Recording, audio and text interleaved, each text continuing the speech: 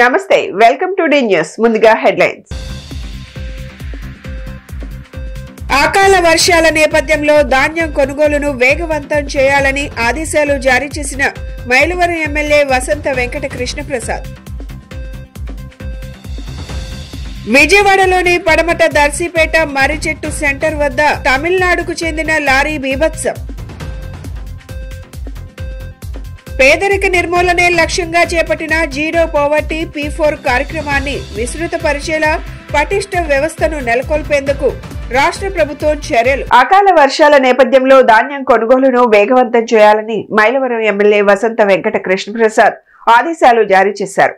మంగళవారం విజయవాడ మండలం గొల్లపూడిలోని వ్యవసాయ మార్కెట్ కమిటీ యార్డ్లో ధాన్యం కొనుగోలు కేంద్రాన్ని ఆయన పరిశీలించారు. వాతావరణ ప్రతికూల పరిస్థితుల నేపథ్యంలో మరో 4 రోజులు అకాల వర్షాలు ఉన్నందున సాధ్యమైనంత త్వరగా ధాన్యాన్ని యుద్ధ ప్రాతిపదికన కొనుగోలు చేయాలన్నారు. విజయవాడలోని పడమట దర్శిపేట మర్రిచెట్టు సెంటర్ వద్ద తమిళనాడుకు చెందిన లారీ బీభత్సం సృష్టించింది. స్థానికుల వివరాల మేరకు లారీ పడమట వైపు వెళ్తుండగా 2 కరెంటు స్తంభాలను ఢీకొట్టింది. ఈ ఘటనతో స్తంభాలు విరిగిపోయాయి. సమాచారం అందుకున్న పోలీసులు లారీ డ్రైవర్ ను అదుపులోకి తీసుకున్నారు. స్థానికుల సహకారంతో స్తంభాలను పక్కకు తొలగించారు. పేదరిక నిర్మూలనే లక్ష్యంగా చేపట్టిన జీరో పోవర్టీ P4 కార్యక్రమాన్ని విస్తృత పరిచేలా పటిష్ట వ్యవస్థను నెలకొల్పేందుకు రాష్ట్ర ప్రభుత్వం చర్యలు వేగవంతం చేసింది. ఇందుకు సంబంధించిన స్టేట్ లెవెల్ సొసైటీని ఏర్పాటు చేస్తోంది. దీనికి ముఖ్యమంత్రి చైర్పర్సన్ గా, డిప్యూటీ సీఎం వైస్ చైర్పర్సన్ గా వ్యవహరిస్తారు. రాష్ట్ర స్థాయి సొసైటీ ఏర్పాటు P4 పురోగతిపై సీఎం చంద్రబాబు నాయుడు సచివాలయంలో సమీక్ష నిర్వహించారు. ప్రతి జిల్లా కలెక్టర్, మంత్రులు, ఎమ్మెల్యేలు మార్గదర్శులను గుర్తించి బంగారు కుటుంబాలను దత్తత తీసుకునేలా చూడాలని చెప్పారు. దాతలు ఎవరెవరు, ఎంత మొత్తం ఇచ్చారు, ఇంకెంత సాయం బంగారు కుటుంబాలకు అవసరమవుతుంది వంటి విషయాలన్నీ వెబ్సైట్ లో పొందుపరచడంతో పారదర్శకంగా ఉంటుందని, P4 పై విశ్వాసం మరింత పెరుగుతుందని ముఖ్యమంత్రి అధికారులకు సూచించారు.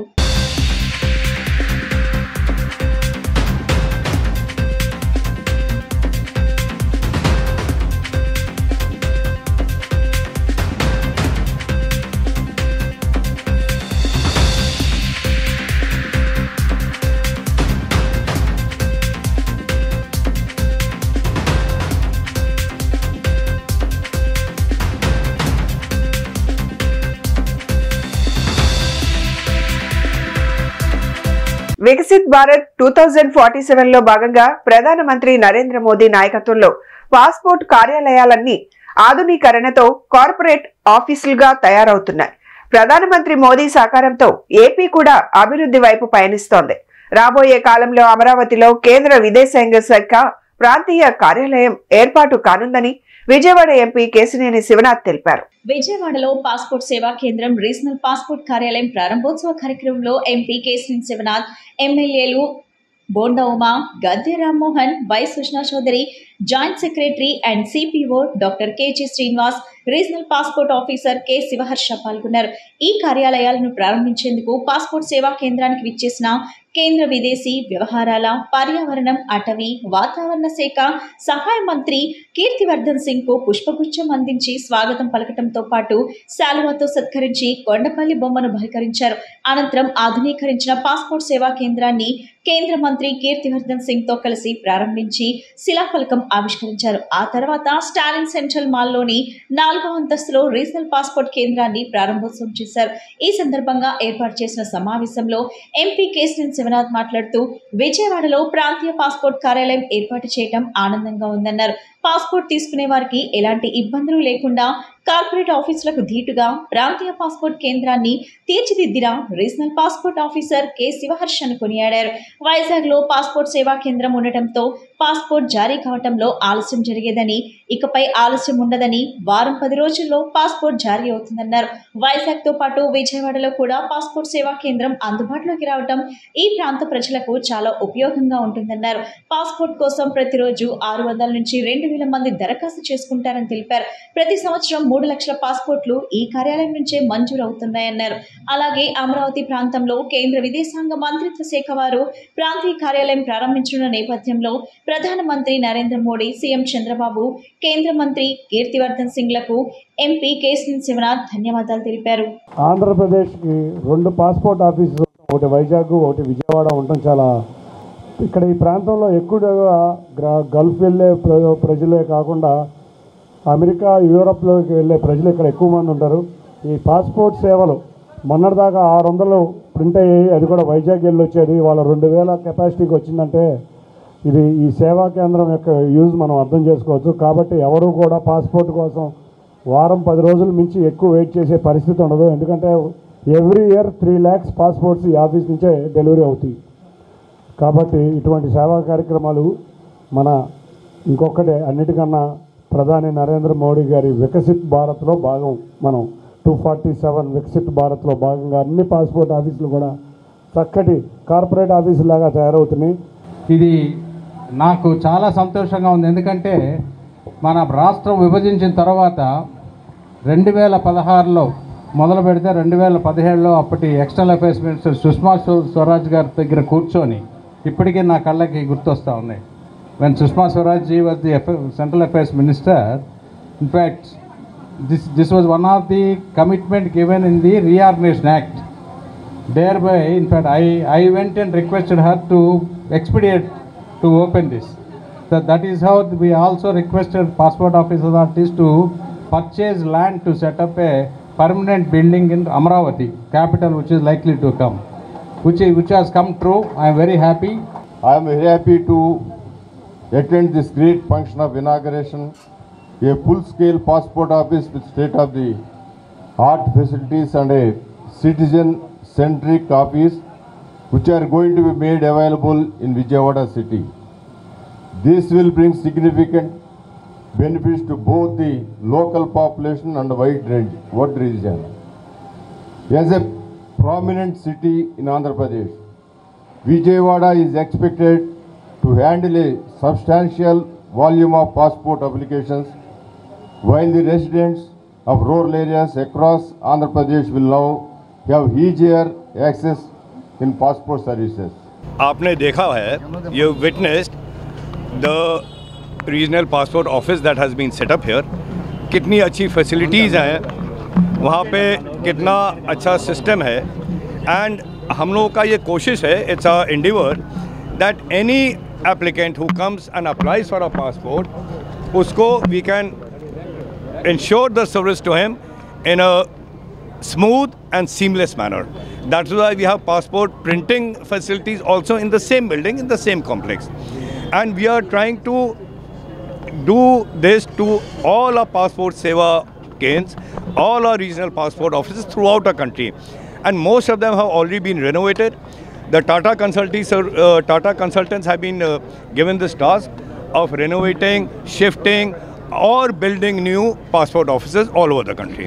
So we are now very fast track here, and along with the passport offices, we are also introducing the new electronic passport, the PSP2 version, where there's a chip embedded in the passport document, and that will help and just make the whole process of traveling from one country to another, the immigration process and everything much smoother and faster.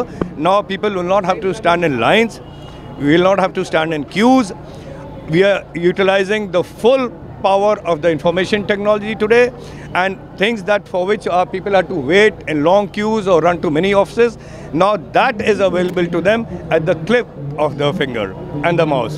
సింగపూర్లోని స్కూల్లో అగ్ని ప్రమాదం కారణంగా కుమారుడు mark Shankar Pavanovich కు గాయాలు కావడంతో AP deputy CM Pawan Kalyan తొలిసారి స్పందించారు. మంగళవారం హైదరాబాద్ లో ఆయన విలేకరులతో మాట్లాడుతూ అరకు పర్యటనలో ఉండగా తనకు ఫోన్ వచ్చిందని తెలిపారు. తన కుమారుడు మార్క్ శంకర్ స్కూల్లో అగ్ని ప్రమాదం జరిగిందని తెలిపారన్నారు. ఈ ప్రమాదంలో మార్క్ శంకర్ చేతులు కాళ్లకు గాయాలు అయ్యాయని వివరించారు. అయితే ప్రమాదం తీవ్రత ఇంతలా ఉంటుందని తాను ఊహించలేదని ఆయన స్పష్టం చేశారు. ఈ ఘటనపై నారా చంద్రబాబు నాయుడు సహా స్పందించి ప్రతి ఒక్కరికి పవన్ కళ్యాణ్ కృతజ్ఞతలు తెలిపారు. సింగపూర్లోని రివర్ వ్యాలీ షాప్ హౌస్ లో మంగళవారం ఉదయం 9:45 అగ్ని ప్రమాదం సంభవించింది. ఈ సంఘటనపై సమాచారం అందుకున్న సింగపూర్ సివిల్ డిఫెన్స్ ఫోర్స్ ఘటనా స్థలానికి చేరుకుని సహాయక చర్యలు చేపట్టింది. ఈ భవనంలో చిక్కుకున్న వారిని రెస్క్యూ సిబ్బంది రక్షించి బయటకు తీసుకొచ్చారు. ఈ ప్రమాదంలో మొత్తం 19 మంది గాయపడినట్లు సమాచారం. వీరిని స్థానిక హాస్పిటళ్లకు తరలించి చికిత్స అందిస్తున్నారు. అయితే చికిత్స పొందుతున్న వారిలో ఓ చిన్నారి ప్రాణాలు కోల్పోయినట్లు సింగపూర్ మీడియాలో కథనాలు వెల్లువెత్తాయి. ట్రైబల్ గ్రూప్ సంబంధించి అక్కడ రోడ్ల నిర్మాణం వీటి మీద కార్యక్రమంలో ఉండగా నిన్న ఇవాళ కార్యక్రమంలో ఉండగా నాకు పొద్దున్నే ఒక 7:30 ఫోన్ మార్క్ శంకర్ కి సంబంధించి ఒక సమ్మర్ క్యాంప్కి వెళ్ళారు. సమ్మర్ క్యాంప్కి వెళ్తే అక్కడ అంటే నా వైఫ్ కి ఫోన్ వచ్చింది, ఇట్లా ఫైర్ యాక్సిడెంట్ అయింది, స్కూల్ మన సమ్మర్ క్యాంప్ స్కూల్ నుంచి ఫోన్ చేశాను. వెళ్ళి చూస్తే చాలా నేనేదో చిన్నపాటి అగ్ని ప్రమాదం అనుకున్నాను, కానీ ఈ స్థాయిలో ఉంటుందని నాకు తెలియలేదు. ఇది వెంటనే నేను ఎలా జరిగింది అంటే ఎలా ఉన్నారో కూడా నాకు ఇంటెన్సిటీ సీరియస్నెస్ నాకు తెలియలేదు. అంతా బాగుంటుంది అనుకున్నాను. చూస్తే ఇప్పుడు తనని ప్రస్తుతం హాస్పిటల్లో జాయిన్ చేశారు, బ్రాంకోస్కోపీ పెడతా ఉన్నారు. Very tragic news. పాపం తన పక్కనే కూర్చున్న క్లాస్మేట్ మొత్తం 3rd degree బర్న్స్, దీనికి కూడా కొంత బర్న్స్ అని చెయ్యి మీదను కాలు మీద, లోపల చాలా వరకు స్మోక్ అంతా వెళ్ళిపోయింది గుండెలు లంగ్స్లోకి. దానికోసం ఇప్పుడు బ్రాంకోస్కోపీ చేస్తూ ఉన్నారు. ఆల్రెడీ ఇంకో పసిబిడ్డ కూడా చనిపోయింది. చాలా బాగా అనిపించింది. దాదాపు 30 మంది పిల్లలు ఈ సమ్మర్ క్యాంపు సంబంధించిన దురదృష్టకరమైన సంఘటన. So quiet an unfortunate incident. So ఈ క్రమంలో నాకు ప్రత్యేకించి ఈ సందర్భంగా నాకు ప్రత్యేకించి ఫోన్ చేసి గౌరవ ప్రధానమంత్రి శ్రీ నరేంద్ర మోదీ గారు నాకు ఫోన్ చేసి పరిస్థితి గురించి వాకప్ చేసి ఆయన అక్కడ సింగపూర్ మనకి ఇండియన్ హై కమిషనర్ కూడా తెలియజేసినందుకు మనస్ఫూర్తిగా ప్రధానమంత్రి నరేంద్ర మోదీ గారికి నా హృదయపూర్వక ధన్యవాదాలు తెలుపుకుంటా ఉన్నాను. అలాగే మీటింగ్లో ఉండగానే నారా చంద్రబాబు నాయుడు గారు, గౌరవ ముఖ్యమంత్రి నారా చంద్రబాబు నాయుడు గారికి ఫోన్ చేసి కూడా వాకప్ చేశారు. వారికి కూడా నా కృతజ్ఞతలు తెలియజేస్తాను. అలాగే నారా లోకేష్ గారికి కూడా ప్రత్యేకించి ఫోన్ చేసి అడిగారు. అలాగే హోంమంత్రి అనిత్ గారు కూడా అడిగారు. అలాగే కేటీఆర్ గారికి కూడా నా ప్రత్యేకమైన ధన్యవాదాలు తెలియజేసుకుంటాను.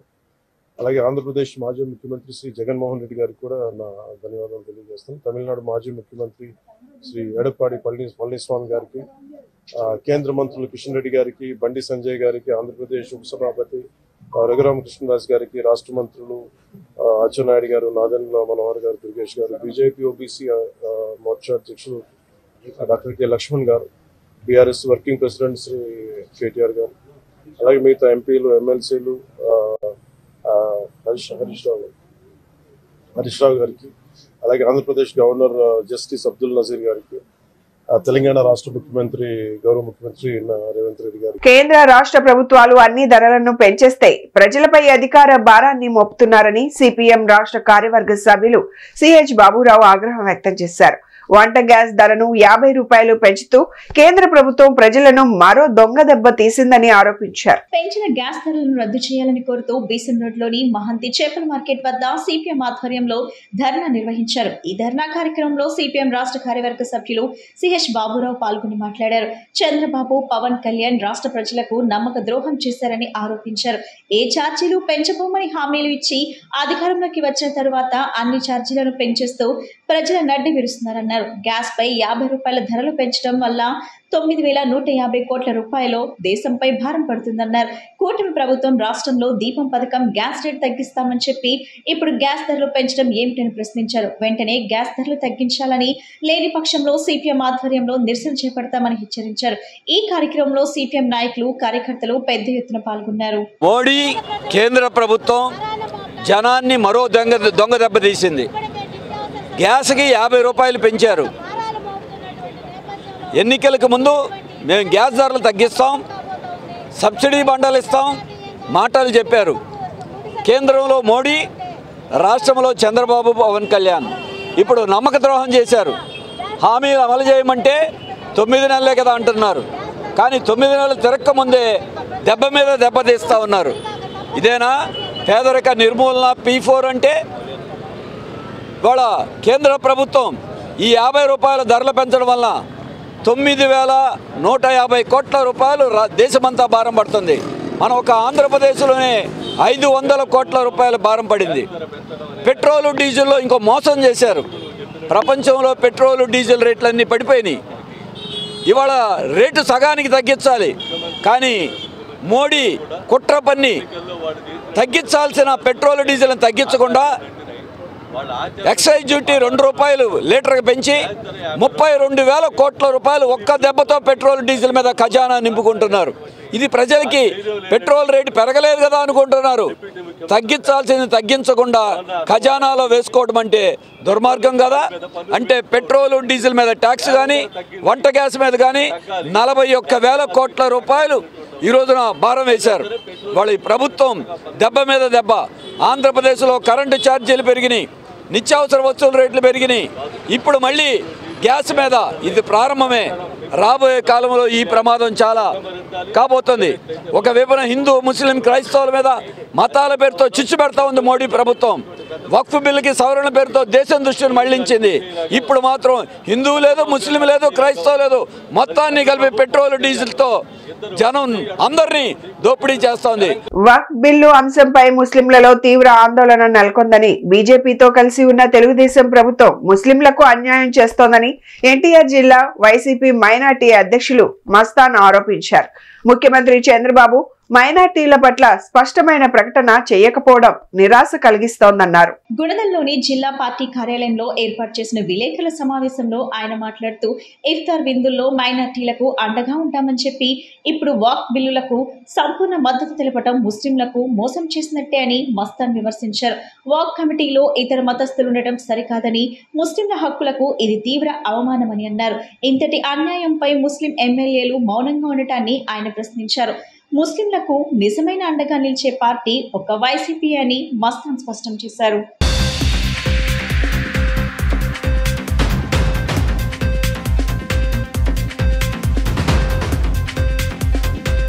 నేను ఎన్టీఆర్ జిల్లా మైనార్టీ అధ్యక్షుని షేక్ మస్తాన్ వలి.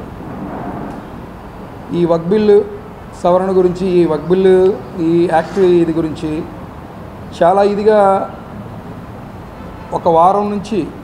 గత వారం నుంచి బాగా మా ముస్లిం సోదరులు కానీ మా మైనార్టీలు కానీ చాలా ఆందోళన చేస్తూ, ఆంధ్ర రాష్ట్రంలో కూడా చాలా మొన్న జరిగిన శుక్రవారం కూడా చాలా ధర్నాలు చేస్తూ, ఆడబిడ్డలతో పాటు చిన్నపిల్లలు కూడా రోడ్డు మీదకి వచ్చి మాకు అన్యాయం జరుగుతుంది, ఈ అన్యాయం ఆపమని ఇంత ఇదిగా మేము కోరుకుంటున్నా ఈ ఆంధ్ర రాష్ట్ర ముఖ్యమంత్రి చంద్రబాబు నాయుడు గారు మరి ఎక్కడ ఉన్నారో ఏంటో ఏం చేస్తున్నారో తెలియదు, కానీ ఇప్పుడు దాకా కూడా మైనార్టీల పట్ల ఒక స్పష్టమైన ఒక ప్రకటన కానీ, వాళ్ళకి ఇదేమి కాదు మేము ఉన్నామని చెప్పడానికి కానీ ఎదురు రాలేదంటే ఎంత ఇదిగా ఆయన అన్యాయం చేశాడు మైనార్టీలకు అనేది ఇక్కడ మనకు అర్థమవుతుంది.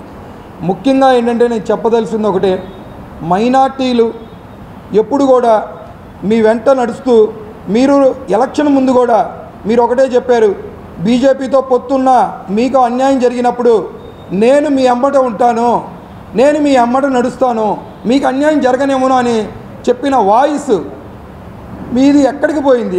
ఆ గొంతు ఈరోజు ఇంత అన్యాయం చేసి మాకు రాబోయే తరానికి, రాబోయే మా పిల్లలకు కానీ మా భవిష్యత్తుకు కానీ ఇంత హానికరం జరిగే ఈ వక్ఫ్ బిల్ని మీరెందుకు మద్దతు ఇచ్చారు? అరే మీకు కొద్దిగా కూడా మీకు ఎప్పటి నుంచో ఒకటే వెన్నుపోటుదారులని మీకు పేరుంది. మీ మామని ఎలా వెన్నుపోటు పొడిచారో ఇక్కడ మైనార్టీలను కూడా అదే చేయబోతున్నారు, మీరు చేశారు.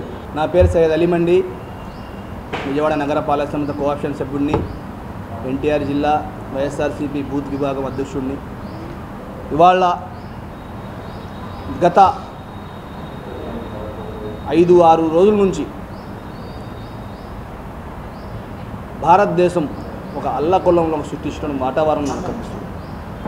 ఇవాళ వాతావరణాలు ఎలా ఉండాలంటే, పరిశ్రమలు వచ్చాయి, ఉద్యోగాలు వచ్చాయి, దీని గురించి అల్లకొల్లలో అయితే పర్లేదు, కానీ హిందూ ముస్లిమ్స్లో ఇవాళ గొడవలు సృష్టించే పని ఇవాళ ఈ కూటమి ప్రభుత్వం మద్దతు ఇచ్చింది. ఈ యొక్క కూటమి ప్రభుత్వం వల్ల ఇవాళ రాష్ట్రాల్లో కానీ దేశాల్లో కానీ ఇవాళ అల్లకొల్లం అవుతుంది. ఎందుకు అయింది? ఇది ఒక వక్ఫ్ బిల్లు, అమెండ్మెంట్ బిల్లు వచ్చింది. ఆ బిల్లు ఏంటండి, దేని గురించి? అది చిన్నోళ్ళ గురించి కాదు, అది పెద్ద పెద్ద వాళ్ళ గురించి. ఏదైతే ఒక్ భూములు దాదాపుగా 9 లక్షల పైన ఎకరాలు కానివ్వండి, 9 లక్షల పైన ఆస్తులు కానివ్వండి, అది ఇవాళ దేశంలోనే 4వ స్థానంలో ఉన్నది మా ఆస్తి. రైల్వే, రెవెన్యూ తర్వాత ఉన్నది ఒక్బోర్డ్ భూములే. ఆ ఒక్బోర్డ్ భూముల మీద కన్ను పడింది ఇవాళ కేంద్ర ప్రభుత్వం. బెజవాడ నగరంలో బగబగా మండుతున్న ఎండలను తట్టుకునేందుకు సీఎం చంద్రబాబు నాయుడు ఆదేశాల మేరకు నగరపాలక సంస్థ అధికారులు ప్రత్యేకంగా స్పందించి నగరంలోని ముఖ్యమైన ప్రాంతాలలో చలివేంద్రాలను ఏర్పాటు చేశారని TDP floor leader Nellibandla Balaswamy తెలిపారు. చలివేంద్రాలతో పాటు కొన్ని చోట్ల మజ్జిగ కేంద్రాలను కూడా అందుబాటులోకి తీసుకొస్తున్నామని పేర్కొన్నారు. కార్పొరేషన్ లోని తన ఛాంబర్ లో ఏర్పాటు చేసిన విలేకరుల సమావేశంలో బాలస్వామి మాట్లాడారు. ఎండల నుండి ప్రజలను కాపాడేందుకు ప్రభుత్వం అనేక చర్యలు తీసుకుంటుందని చెప్పారు. నగరపాలక సంస్థలో ఉన్న కొంతమంది పారిశుద్ధ్య విభాగం అధికారులు ప్రతి నెల లక్షల రూపాయలు వసూలు చేసి వైసీపీ కార్పొరేటర్లకు అందిస్తున్నారని ఆరోపించారు. సెలవుల్లో వెళ్లిన కమిషనర్ తిరిగి రాగానే ఇలాంటి అధికారులపై చర్యలు తీసుకుంటామని హెచ్చరించారు. ఇప్పుడు ఎండాకాలం, మరి ఈ సంవత్సరం ఎండలు బాగా ఉన్నాయి. మరి తెలుగుదేశం ప్రభుత్వం, మా ప్రభుత్వం అధికారంలోకి రాగానే ఈ వచ్చిన ఎండాకాలం ప్రజల యొక్క దాహర్త తీర్చాలి, ఎక్కడా కూడా ప్రజలు మంచినీరు లేక ఇబ్బంది పడకూడదు. అలాగే విజయవాడలో అయితే ముఖ్యంగా కృష్ణానది ఒడ్డునే మనం ఉన్నాం. ప్రజల దాహర్త తీర్చడమే ప్రధాన ఎజెండాగా చంద్రబాబు గారు కానీ, విజయవాడలో మా ఎమ్మెల్యేలు కానీ, ఎంపీ గారు కానీ అందరూ కూడా దానికి ప్రాధాన్యతనిచ్చి మరి కార్పొరేషన్లో మన కమిషనర్ గారితో మేమందరం మాట్లాడి మరి ప్రజలకి వాటర్లు ఎక్కడికక్కడ అందుబాటులో ఉండే విధంగా విజయవాడ నగరంలో చల్లటి నీరు మరి పాదచారులు కానీ, వాహన శోధకులు కానీ, మరి విజయవాడకి విచ్చేసినటువంటి ఇతర ప్రాంతాల నుంచి విచ్చేసేటటువంటి వినియోగదారులు కానీ అందరూ కూడా మంచినీటిని అందించాలనే ఒక మంచి ఉద్దేశంతో ఈ ప్రభుత్వం 75 చోట్ల విజయవాడ నగరంలో నియోజకవర్గానికి సుమారుగా 25 చోట్ల మరి మంచినీటిని అందించే విధంగా ప్రధాన కూడలలో మరి బడ్డీలు ఏర్పాటు చేసి, చలివేంద్రాలు ఏర్పాటు చేసి మంచినీరుని ప్రజలకి స్వచ్ఛమైన మంచినీరుని అందిస్తుంటే ఈరోజు విజయవాడలో ప్రజలందరూ కూడా చాలా సంతోషంగా మరి కాలానికి అనుగుణంగా కూడా ఎన్డీఏ కూటమి ప్రభుత్వం మరి ముందుకెళ్తూ ఉంది. మరి ముందుగానే ఎండాకాలం రాకముందే చలివేంద్రాలు ఏర్పాటు చేయడం విజయవాడ నగరపాలక సంస్థలో మరి దానికి ముఖ్య కారకులు ఎంపీ గారు, మరి అట్లాగే ఎమ్మెల్యేలు సహకారంతో మరి కమిషనర్ గారి ఆదేశాలతో కూడా విజయవాడ నగరం మొత్తం కూడా చలివేంద్రాలు ఇంకా ఎన్ని కావాల్సి వస్తే అన్ని ఏర్పాటు చేయడానికి సిద్ధంగా ఉన్నారు. ఎందుకంటే ఈ సంవత్సరం ఎండలు ఎక్కువగా ఉంటే కనుక 50 వస్తాయని ఒక ఆలోచన ఉంది ప్రభుత్వానికి కూడా. 50 అంటే మాటలు కాదు. అవసరమైతే నారా చంద్రబాబు నాయుడు గారు మొన్న ఒక ఆదేశాలు ఇవ్వడం కూడా జరిగింది. అవసరమైతే మజ్జిగ పంపిణీ కూడా జరిపిస్తామని చెప్పడం జరిగింది. అవసరమైతే రాష్ట్రం మొత్తం కూడా మజ్జిగ పంపిణీ కార్యక్రమం కూడా నిర్వహించడానికి సిద్ధంగా ఉన్నారు. అదేవిధంగా కూడా ప్రజలందరూ కూడా సంతోషంగా ఉండాలా, ఎన్డీఏ కూటమి వచ్చింది, అందరికి కూడా మంచి నీళ్లు ఇవ్వాలనే ఆలోచనతో మరి ఏర్పాటు చేయడం జరిగింది. ఎన్నికల సమయంలో ఆటో డ్రైవర్లకు ఇచ్చిన హామీలను కూటమి ప్రభుత్వం అమలు చేయాలని ఐఎఫ్టియు రాష్ట్ర ప్రధాన కార్యదర్శి పొలారి డిమాండ్ చేశారు. అధికారంలోకి వచ్చి 9 నెలలు గడుస్తున్నా పెనాల్టీల జీవోను రద్దు చేయకుండా ఆటో కార్మికులను ఇబ్బందులకు గురి చేయడం సరికాదన్నారు. ప్రభుత్వమే ప్రత్యేక యాప్ ను తీసుకొచ్చి ఆటో డ్రైవర్లను కాపాడాలని కోరారు. టీడీపీ జనసేన కూటమి ప్రభుత్వం ఆటో మోటార్ కార్మికులకు ఎన్నికల సందర్భంగా ఇచ్చిన హామీలు అమలు చేయాలని కోరుతూ ప్రగతిశీల ఆటో కార్మిక సంఘం ఆధ్వర్యంలో విజయవాడ అలంకార్ సెంటర్ ధర్నా చౌక్ లో ధర్నా నిర్వహించారు. ఆటో డ్రైవర్ల సమస్యలు పరిష్కరించాలని డిమాండ్ చేస్తూ నినాదాలు చేశారు. ప్రధాన కార్యదర్శి కె పొలారి మాట్లాడుతూ ఆటో డ్రైవర్లకు భారంగా ఉన్న పెనాల్టీల జీవో 21ని రద్దు చేస్తామని ఇచ్చిన హామీని నేటికి కూడా అమలు చేయకపోవడం దుర్మార్గమన్నారు.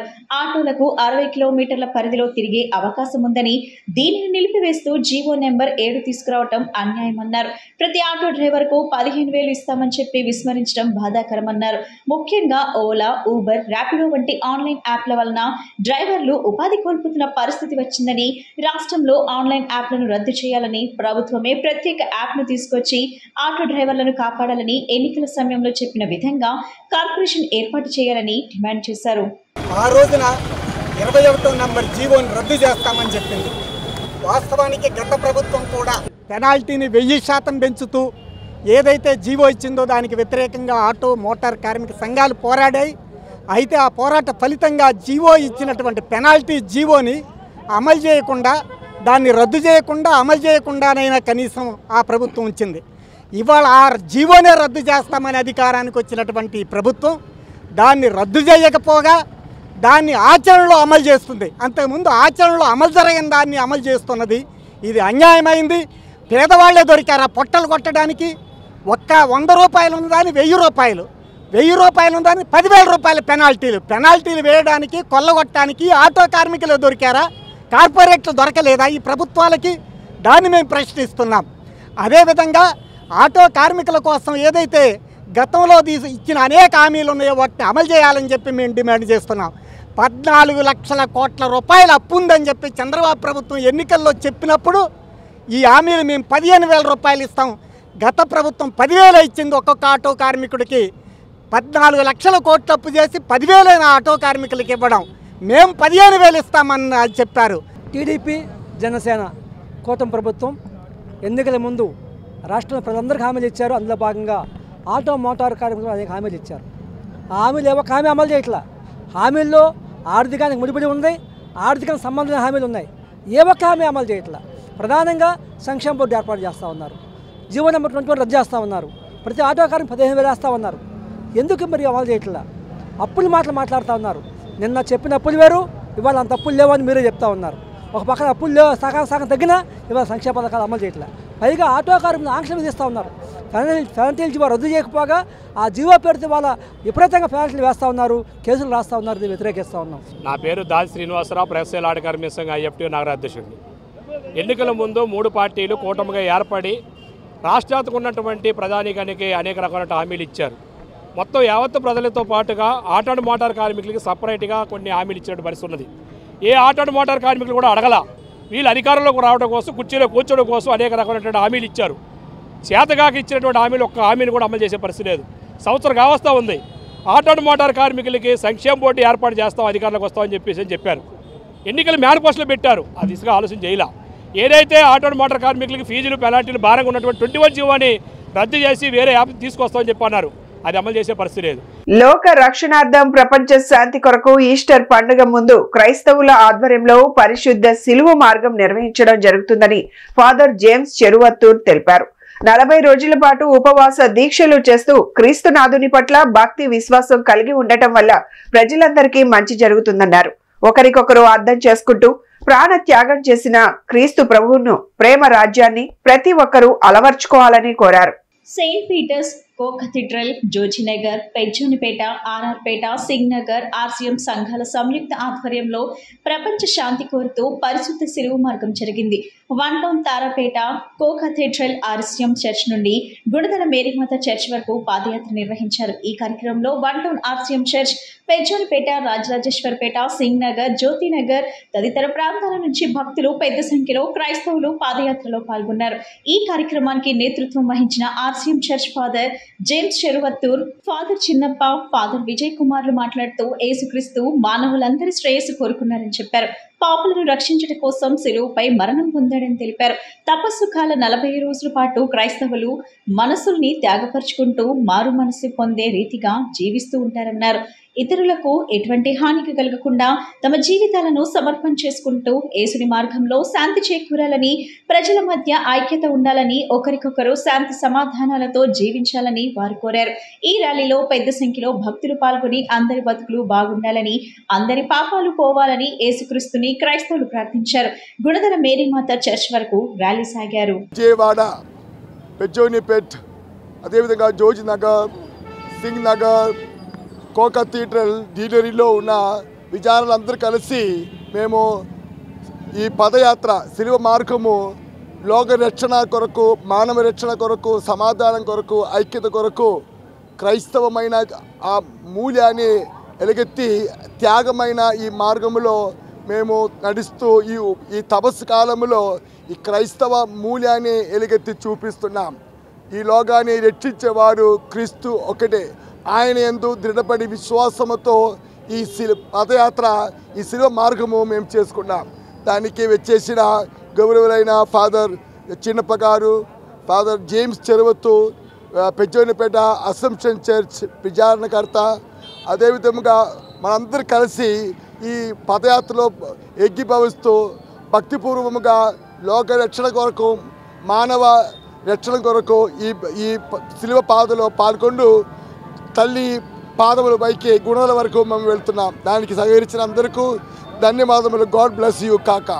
Thank you. ప్రియమైన సహోదరి సహోదరులారా, ఈ తపస్సు కాలపు 40 రోజుల్లో కూడా క్రైస్తవులు ప్రత్యేకంగా వారి వారి యొక్క మనస్సుల్ని త్యాగపరుచుకుంటూ మారు మనసు పొందేటువంటి రీతిగా ఇతరులకు ఏ విధమైనటువంటి బాధలు కలిగించిన రీతిగా తమ యొక్క జీవితాలను సమర్పణ చేసుకుంటూ త్యాగ కృత్యాలతో ఈ 40 రోజులు గడుపుతూ ఉంటారు. దీనికి అనుగుణంగానే ఈరోజు సెయింట్ పీటర్స్ కో కేథడ్రల్ వారు, పెజ్జోనిపేట వారు, అలాగే జోజినగర్, అలాగే సింగినగర్ ఈ క్రైస్తవులందరూ కూడా ఒకచోటగా చేరి దేవుని స్తుతించుకుంటూ అందరి కోసం త్యాగ కృత్యాలుగా ఇదిగో ఈ పాదయాత్రను మొదలుపెట్టుకొని ఈ 4 ప్రాంతాల నుంచి కూడా ఉన్న క్రైస్తవులందరూ కూడా ప్రత్యేకంగా దేవుని స్తుతించుకుంటూ మహిమపరుచుకుంటూ గుణదల వరకు ఈ పాదయాత్ర చేసి లోకానికి శాంతి చేకూరాలని, ప్రజల మధ్యలో ఐక్యత చేకూరాలని, ఒకరికొకరు అర్థం చేసుకుంటూ మంచి ప్రాణత్యాగంతో కూడుకున్నటువంటి ఆ క్రీస్తు ప్రభువు సాధించినటువంటి ప్రేమ రాజ్యాన్ని అందరూ కూడా స్థాపించాలనేటువంటి ఉద్దేశం చేత ఇదిగో ఈ పాదయాత్రని మేమందరం కూడా కలిసి ప్రారంభించుకుంటూ ఉన్నాం. దీనిని చూసే వాళ్ళందరూ కూడా అందరూ శాంతి రావాలని మీరు కూడా ప్రార్థన చేయండి. అందరూ కూడా దేవుని యొక్క కృప అనుగ్రహం అందరి మీద రావాలని ప్రత్యేకంగా మీరు కూడా ప్రార్థన చేయండి. ఇదిగో ఈ సన్నివేశాన్ని ఏర్పాటు చేయడానికి ఫాదర్ విజయ్ కుమార్ గారు 1 టౌన్ నుంచి, అలాగే ఫాదర్ జేమ్స్ గారు పెజ్జోనిపేట నుంచి, నేను ఫాదర్ చిన్నప్పని ప్రత్యేకంగా జోజినగర్ నుంచి, అలాగే సింగినగర్ నుంచి ఫాదర్ జోజి గారు కూడా ఈ కార్యక్రమంలో పాలు పంచుకుంటూ ఉన్నారు. వారి యొక్క విచారణ సభ్యులందరితో కూడా కలిసి మీరు కూడా మాతో కలిసి ఇదిగో ఈ ప్రపంచంలో శాంతి చేకూరాలని, దైవ కృప అందరికీ రావాలని మీరు కూడా ప్రార్థించవలసిందిగా మనవి చేస్తూ ఉన్నాము. దేవుని కృప మీ అందరికీ కూడా రావాలని మనసారా కోరుకుంటూ ఉన్నాము. క్రైస్తవులకు ఈ 40 రోజులు ఉపవాస దినాలు చాలా ప్రధానమైనవి. ఈ ఉపవాస దినాలలో ప్రార్థనలు చేస్తూ, ఉపవాసాలు చేస్తూ, దాన ధర్మాలు చేస్తూ, పుణ్యక్షేత్రాలను దర్శిస్తూ వారు చేసినటువంటి పాపాల కోసం ప్రాయశ్చిత్తం చేసేటటువంటి ఒక అనుకూలమైనటువంటి సమయము ఈ తపస్కాలం. కాబట్టి ఈ తపస్కాలంలో ఎన్నో సంవత్సరాలుగా జరుగుతున్నటువంటి ఈ కార్యక్రమం పాదయాత్ర, శిల్వయాత్ర ఈ 1 టౌన్లో ఉన్నటువంటి సెయింట్ పీటర్స్ కో కేథడ్రల్ విచారణ ఆధ్వర్యంలో మరి చుట్టుప్రక్కల ఉన్నటువంటి విచారణలతో కలిపి పెజ్జోనిపేట, జోజినగర్, ఆర్ఆర్పేట, సింగనగర్, సత్యనారాయణపురం విశ్వాసులతో కలిసి ఈ పాదయాత్ర చేయటం అనేది చాలా సంవత్సరాలుగా జరుగుతున్నటువంటి ఒక ఆచారంగా జరుగుతూ ఉంది. ఈ పాదయాత్రలో క్రీస్తు ప్రభు అనుభవించినటువంటి శ్రమలను ధ్యానం చేస్తూ, ప్రపంచ శాంతి కొరకు ప్రార్థన చేస్తూ, ఈ లోకంలో ప్రతి ఒక్కరూ శాంతి సమాధానంతో ఉండాలని, క్రీస్తు ప్రభు ఈ లోకానికి తీసుకొచ్చినటువంటి రక్షణ అందరికీ లభించాలని ప్రార్థన చేస్తూ గుణదలమాత పుణ్యక్షేత్రానికి పాదయాత్రగా వెళ్ళడం జరుగుతుంది. ఈరోజు ఈ యొక్క యాత్రను ప్రారంభిస్తున్నాం. అనేక మంది విశ్వాసులు యాత్రలో పాల్గొంటూ ఈ ప్రపంచ శాంతి కోసము ప్రార్థన చేస్తున్నారు. క్రీస్తు నామంలో మీ అందరికీ శుభములు తెలియజేస్తూ ఆ ప్రభు యొక్క రక్షణ అనుగ్రహాలు మీ అందరికీ ఉండాలని మీకోసం ప్రార్థన చేస్తున్నాం. బులెటిన్ ముగించే ముందు హెడ్లైన్స్ మరొకసారి. అకాల వర్షాల నేపథ్యంలో ధాన్యం కొనుగోలును వేగవంతం చేయాలని ఆదేశాలు జారీ చేసిన మైలవరం ఎమ్మెల్యే వసంత వెంకట కృష్ణప్రసాద్. విజయవాడలోని పడమట దర్శిపేట మర్రిచెట్టు సెంటర్ వద్ద తమిళనాడుకు చెందిన లారీ బీభత్సం. పేదరిక నిర్మూలనే లక్ష్యంగా చేపట్టిన జీరో పోవర్టీ P4 కార్యక్రమాన్ని విస్తృతపరిచేలా పటిష్ట వ్యవస్థను నెలకొల్పేందుకు రాష్ట్ర ప్రభుత్వం చర్యలు. ఇవి ఈనాటి bulletin updates. Keep watching the news.